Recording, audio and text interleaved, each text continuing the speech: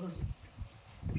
सावकार तोंडाने काय हे होत नाही, त्याचं सगळं तिथे लिकापडी असते. 3 दिवसाचं जरी झालं तरी ते चौथ्या दिवशी ते बेरीज करूनच ते हिशोब वाढला जातो ना. बरोबर.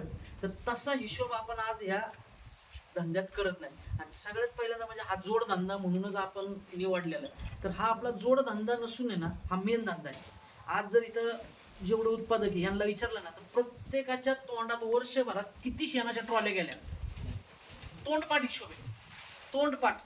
पण जर म्हटलं ना बाकीचं की बाबा मी माझ्या स्वतःचे किती तास देतोय, किती गुंठे रोजचं कापतोय, तेव्हा यांना मी फुलफिल करू शकतो, तर याचं कॅल्क्युलेशन नाहीये तुमच्याकडे.